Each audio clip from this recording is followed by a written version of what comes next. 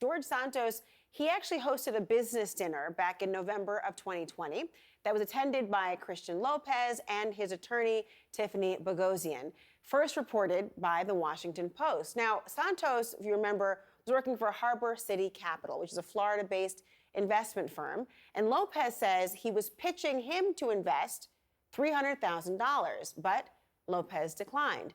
Now, the Securities and Exchange Commission later accused the firm of being a Ponzi scheme. Now, Santos denied any knowledge, but Tiffany Boghossian and Christian Lopez join me now to discuss. I want to begin with you and welcome to the program. Christian, let me begin with you here on this because, you know, according to the reporting, Santos brought you to a restaurant in Queens, a fancy restaurant in Queens, back in November of 2020. He wanted you to invest about $300,000. Can you tell us what happened in that instance? Yeah, he was trying to pitch me some ideas that he could. I pitch it. I basically give him 300,000, and he gives me $3,000 every 2 to 3 weeks, and things like that, which wasn't really making any sense to me, honestly. You describe a situation out of a scene from Goodfellas. Tell me about Yes, what you mean. yeah, because we went into this restaurant, we was greeted very, very good, like we was family, and I've never stepped foot in there in my life. Neither has my lawyer or my girlfriend. So when we go in there, we get treated. We go to the second floor, and then it's just a big room with one table, a butler, and George Santos. And then right then and there, I was just like, "What? Like this is different. This is nice. Like wow, I've never been treated this nice before." But I was just like, "Wow, let's see what's going on here."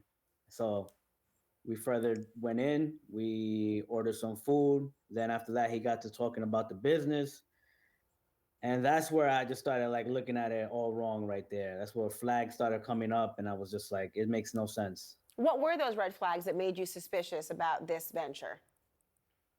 Basically, he was saying the worst thing you could say to anybody is like, you give this 300,000, but you're not allowed to know what you're investing into. So pretty much, I give the money to him, and I don't know if he's making bombs. I don't know drugs. I don't know where he's investing this money to. I don't know where he's sending it to. Like he was just like, that has nothing to do with you. Like all you need to do is just give me the money, and then every 2 to 3 weeks, I'll give you $3,000.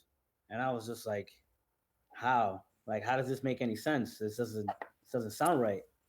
And Well, then he tried Tiffany, to use yeah, the fact that go he ahead. he was down with Trump and his peoples and all those other things, and they're gonna do good and they're gonna make big moves and things like that.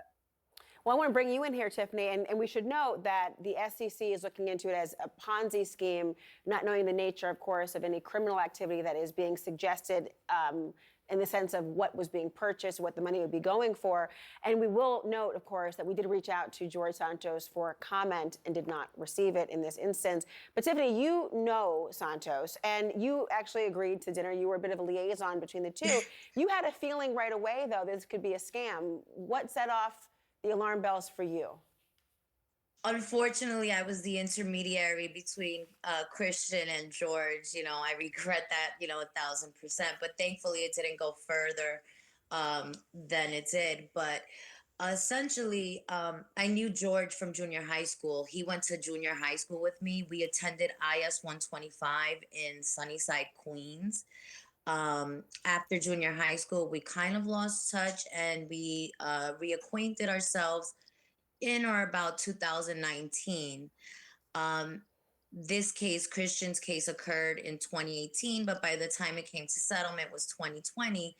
And as it got closer to settlement, I mean, this was, my first large case out of law school on my own. And I was excited about it, and I was telling everybody, and I worked in the past with different annuity companies. So that's what George kind of represented. As far as Harbor City Capital, which I find so ironic that he says fake news, fake media, disingenuous reporting. Um, he never said anything about Harbor City Capital at that dinner. He led us to believe and led Christian to believe and led me to believe that at the time he worked for Goldman Sachs and he was a personal banker on behalf of Goldman Sachs, and all his representations were on behalf of Goldman Sachs. In fact, after Christian, I mean, so the red flags came up as far as you don't know what you're investing in.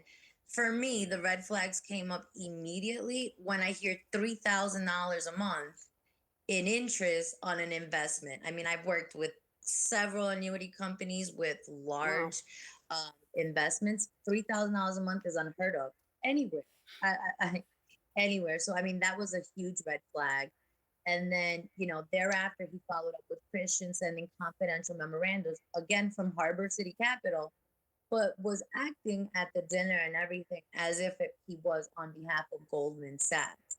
He made all these representations on, as he was an employee of Goldman Sachs. And in fact, when Christian declined to invest, he essentially called me and was very upset. I mean, that was the last conversation that we had over the phone, where he said he was very upset. He used disbursements from Goldman Sachs. It was a company card. Um, and I said, listen, this is the nature of your business. Clients have the right to choose or not choose to invest with you. He just decided to forego it. Wow. And that was that. And essentially, I mean, he never spoke to me after that. And then when all these lies were exposed, and I heard that he never worked for Goldman Sachs or Citigroup or anything like that, I was beyond belief, because now you're thinking somebody's going into their own pockets to disperse this kind of money to, create all these bells and whistles to essentially take advantage. I mean, he was I essentially gonna understand. take that money and, yeah, and make off with it essentially. I mean, at Yeah, one pretty point, I much. would say, I'm okay, but at one point, all three of us was just shaking our head throughout this story, just thinking about that this is that what you're describing and what you're telling here, and especially it's not in a vacuum, right? We're talking about this is a sitting member of Congress. Thank you so much, all of you, for joining us today. I appreciate it. Thank Thank you you. guys. Have a Thank great night. you. Thank you. Bye bye.